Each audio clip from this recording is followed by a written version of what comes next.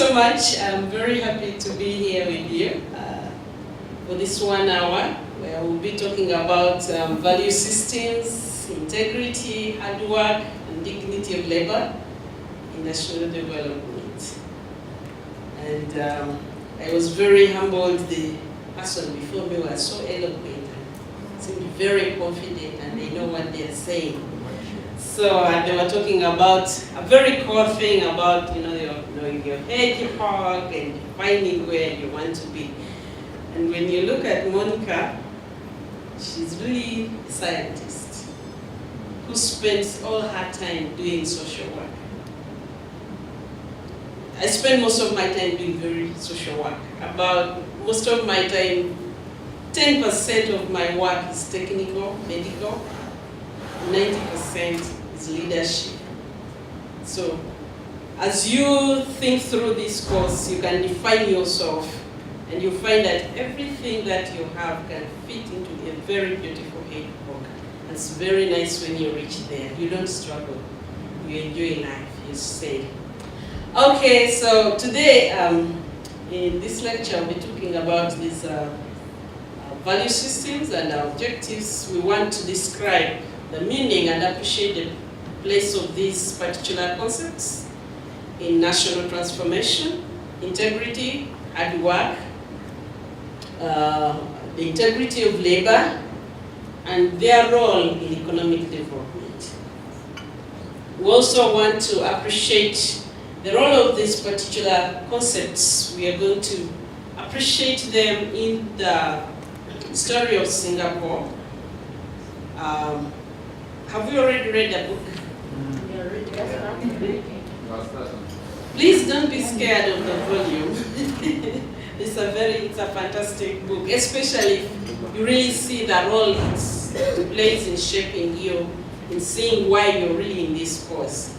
And then to appreciate the current impact of Uganda's national value systems and work ethic to national development. So we'll quickly run through this. I've added a few things I've not been putting in this particular lecture. So a value system. What's a value system? I know we have something there. Yes, please. It's something that shapes your priorities and actions. Yeah, well, what shapes your priorities? And each one of us has a value system. Each society has a value system. Each community has a way. Every religion, everybody has some kind of value system because it determines determines the opinions about life. For example, if I came in here and I was putting on a mini skirt, what would you think? You'd think indecent. No. Whether you saw it. Yeah, but if I went to the village, if I went to my village and put on a mini skirt, what do they think?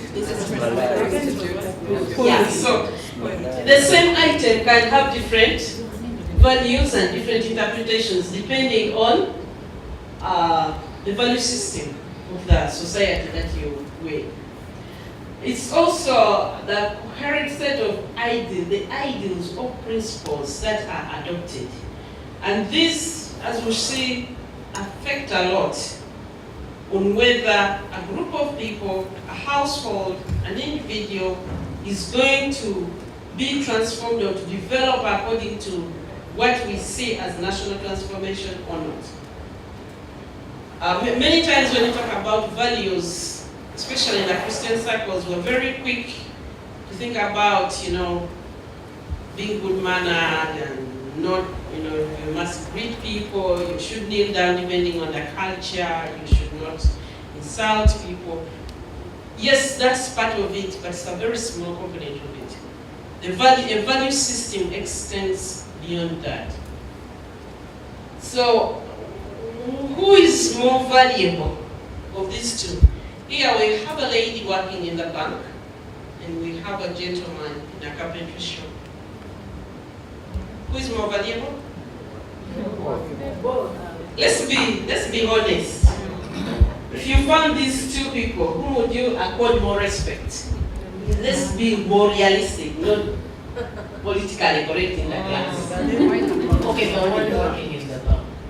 Yeah? You'd give more. Okay. She went to university, and so going to university has more value than going to a vocational institution.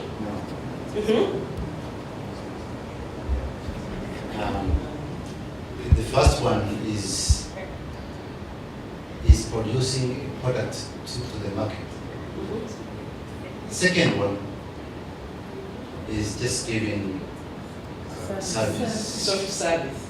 So the one providing a soft service is more valuable, or the one producing a product? Also, I want to start our thinking in a certain way as we enter this lecture.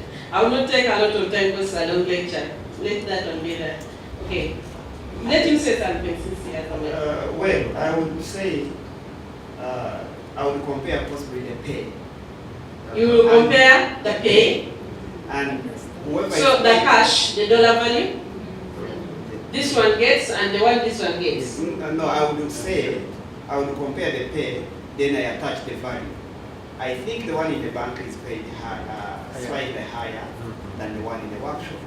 So, Okay, you think that this one is paid more highly than or earns more than this one.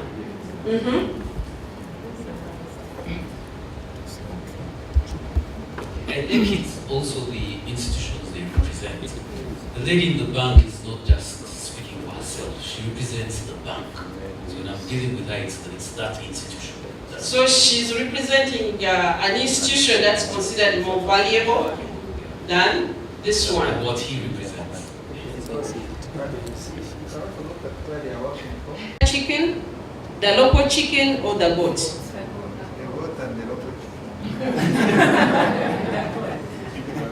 Why do you think it's the goat?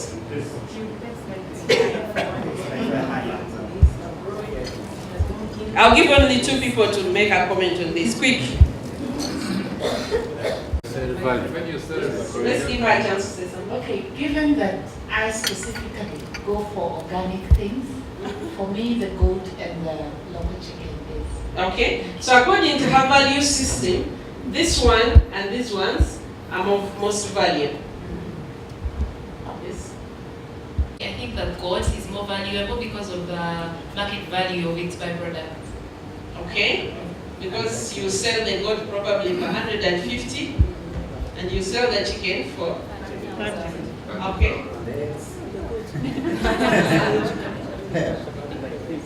I think in the first one are layers of broilers. This one, these are layers, these are broilers, In these my are local opinion, chickens. the layers are more valuable than all.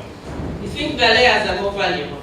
Okay, now let me ask one question. What are you basing your judgment on to say this is more valuable than the other? Personally, I think the layers are more valuable because of people can sell. You can sell the eggs for a much higher value than the chicken itself. That's what I'm looking at. And then you can also sell the chicken as well. So a society develops a value system. And that system, how they prioritize their time, how they prioritize their resources. What if I told you that probably this is the most valuable item if it comes to economic transformation in a given society? If you sit down and calculate and give a person in the village this and give them 2 years and follow them through, this one will have more wealth than the one who gave this. If you used that, or that if you gave this to a person in the city, or if you started this in the city, maybe you will have more value. But the issue is, what are you basing on? And you see that the issue with value systems is that once it has been developed, the next generations just pick them up, they don't think through. And if you perpetuate it, if they lead you to to national transformation. If those values lead you to transformation, you will go. If those values do not lead you to a certain level, you never get there. So I put here a list we'll not spend a lot of time on. What speaks most of your value?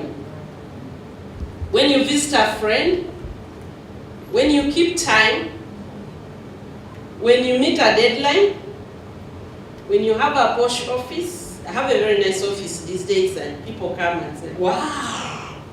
But then I tell them, you know, I'm earning 10% of what I used to earn when I had a cubicle.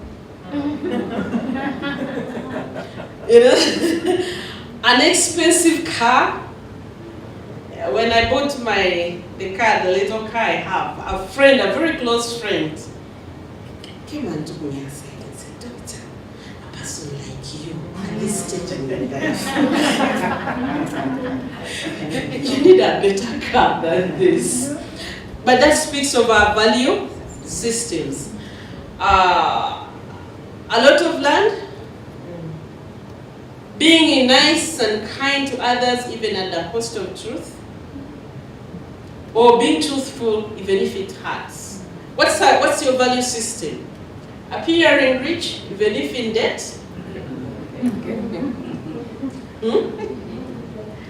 If I try to evaluate the amount of debt in this, how much would I get? A title? Doctor, engineer, honorable, ED, whatever title. Mrs. I one time attended a conference, an international conference, and they had printed the abstract book, and there was one of my colleagues who had a PhD, and they had not included PhD on his abstract. He threw a tantrum.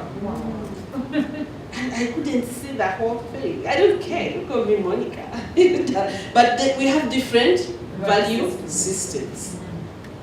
An organizational name, somebody mentioned that. Impressing people, intellectually challenging, knowing important people. There are people you talk to and within a minute they will tell you how many people, really with big names, and that's part of their valuing system. Okay? So I hope we have got that concept of a value system. What determines what's important in your life? Whether I'm going to be here, I had to make a choice. Whether to be here, I'm supposed to lead a business fellowship in my church, and I had to use my value system to decide which one to prioritize. I had you talking about how the hedgehog. If you determine your valuing system, it will be very easy. But also as a society, as a nation, as a country, as an organization, each organization has to have a value system. And that value system must be supportive of the vision of the hedgehog of where they're going. Otherwise, you'll have organizational, nice visions pasted all over, and if the value system does not accompany that, then they are not going to go, because there people will be valuing different. Every morning people call in, I have flu just because they have a hangover. Now this concept of integrity. Integrity is an adherence to a code of values, or the quality or state of being complete or undivided. Once there is a value system, then it's like an orange. I love the orange because an orange looks like one object, but remove the layer and it is different objects. Now once you remove one, it has lost its integrity. Okay? Integrity comes from the word integral, or from the same root as integer, a whole number. So it is in relation to a specific package that makes that whole. Okay? That makes that one whole. So what's Jennifer's whole? So is she living up to that whole, that value, that set of values That's integrity. I work in the Ministry of Health. Having started there and rotated in very nice institutions, I got back. And some of the things that I struggled with when I was there are preliminary. They don't really bother me. Like, you will hardly tempt me to take money which is not mine. But then you find the other things, and all the time you're questioning, is this integrity? According to Monica, according to the value system, I subscribe to the INT value system, no excuse leadership. So I'm always checking myself. Am I living a life of integrity according to the value system of the institution that I represent? Not necessarily the Ministry of Health, but the INT leadership package. I subscribe to that. So that mastery, the mastery of integrity comes down to three things. You need to be authentic with yourself. It's not dependent on whether you're found out or not. It's dependent on those inner questions. Then are you being authentic with others? Is what they see what you want? Or do you package something for them when you are different? And then doing the things you have said you would do. How many of us have young children? 3, 4, 5-year-olds. They love to keep you to your promises. They don't have any understanding of all your problems. If you have promised, you have. Do you have integrity? You know, it doesn't matter whether mommy, if mommy promised to bring a sweet and she had an accident on that way, she has to bring the sweet. You know? So, okay. So I've talked through most of this. So integrity describes more an inner quality of a person. We move on to the third concept, the dignity of labor. Every time I ask people a question, what do you see in this picture? What do you see? What if I told you that this is a president? This guy here is a president. Now you've changed your mind. Yeah, the issue is when you look, we think this is a demeaning job. It's not something many of us want to do. And how many jobs do you wake up every day and feel, I can do that? Not only that, but then we classify the people who do those jobs according to a certain tier until they don't show up. Let your janitor not show up at the office for 2 days. And then you realize. So the concept of dignity of labor is having equal respect for all types of jobs or work. I have a principle in my life. Everywhere I go, if I do not get to meet anybody, I'll make sure the askari and the receptionist are my friends. Even if I visit that place for only once. I'll make sure, because there are people who are usually not appreciated. But if they are not there, so this is having respect for all types of jobs. It doesn't mean you are the one doing them, but how do you look at them? And this again links in with the value system. How we attach value to certain people, to certain things, to what we see and how that has been determined. When I was growing up in the village, there was some unwritten rule. It was so rare to leave the village to go to secondary school that if you went to secondary school and you came back, when you're in primary, when you come back, you go to dig. But if you're in secondary school and you come back to the village, you don't dig.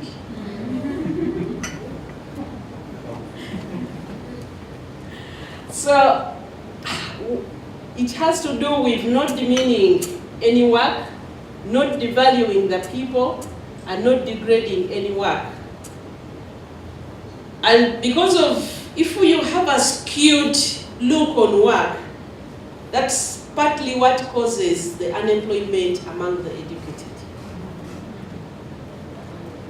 Because they believe because they have reached a certain level, they cannot do certain work, whether that's all that there is, and probably they could do it and transform it, but according to their value system, that would be very demeaning. When I was, after finishing my master's from the US, I'd stayed there for 6 years. I came back, I got a job for 1 year as a project manager for a World Bank project, and I was put in Bali. After 1 year, I was fired. The reason I was fired is that those guys couldn't take my level of strictness with the money. So after 1 year, they had had enough of me. I was fired. You can't have a manager who doesn't allow you to eat the money. So I came back to Kampala and I didn't have a job, but I had a computer, I had a photocopier, and I had a printer.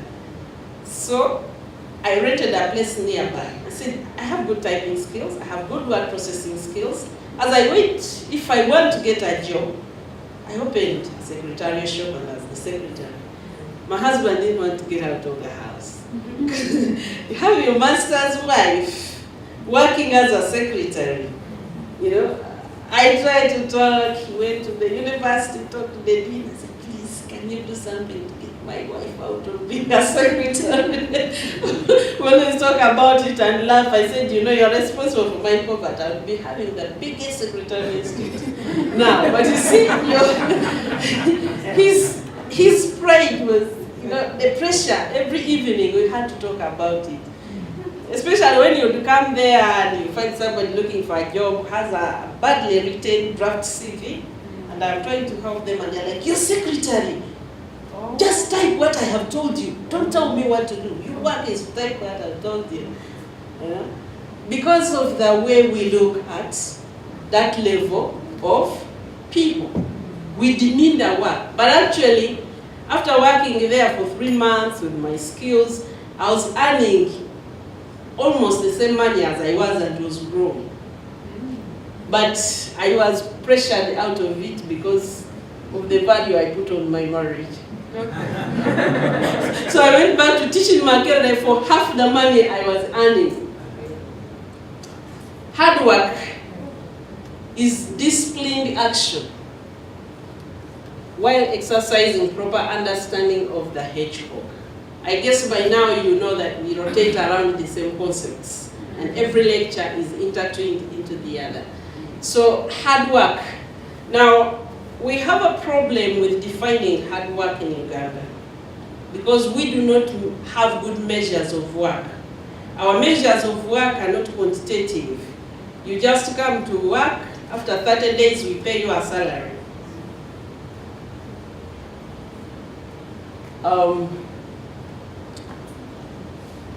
Success is not measured by the position that you are in today.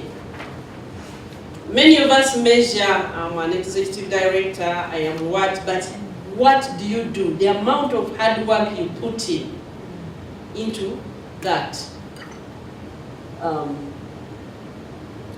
These are some examples. It took Noah Webster, we're all familiar with the Webster Dictionary, but do you know how much work went into it? 36 years of compiling work daily. Walt Disney, we all know the Disney World. Do you know he received 312 rejections for that concept? He came to rewriting the proposal, making appointments, and he received all the, it's one of the most successful enterprises now. But the bankers of the time said no. He went bankrupt 7 times, trying to bring.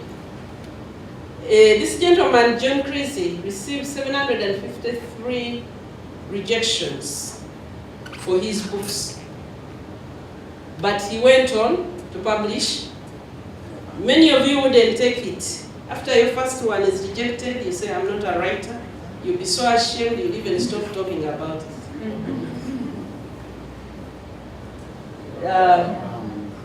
Abraham Lincoln said, I am a slow walker, but I never walk backwards. Slowly but sure. Meaning put in the work, but do quality work. So why do these concepts matter? Why do we spend time talking about them when we are looking at national transformation? Of Of course, that's the book and the... So, when we look at the story of Singapore, there is a lot of application of these principles in their right way. And that's how they managed to reach where they reached, to transform and skip from third world to first world. So we read the excerpts from this book, which helps us to give us an insight into how they managed some of these things. And one of the things was integrity. And the integrity was transfused into the government. Keep the government clean. They started with corruption like every third world country, like Uganda, like any other country, where you reach and you feel like, my goodness, corruption, there is nothing we can do about it. But he says when the PAP was the party, when this government, when they took office, they set it that they will have a clean administration. It didn't matter where they were beginning. They were going to have a clean administration. And they went and began on the disciplinary action to make it happen. Because they were sickened by the greed, corruption, decadence of many Asian leaders. People who have fought for freedom immediately transformed into the oppressors. You know, I was thinking about the freedom fighters, the fathers for the African countries. You know, what disgusted them was still the role model.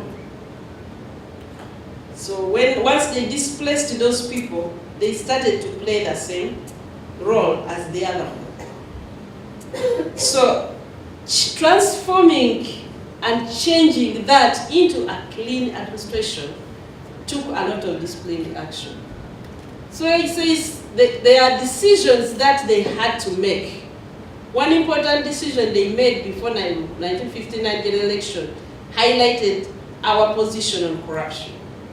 So when they took the oath, they put on white suits to make a pledge that we are going to be clean. I'm sure, I don't know how many people believed them. So there were temptations everywhere, not only in Singapore. For example, the first official contacts foreigners have when entering a country are immigration and custom officers.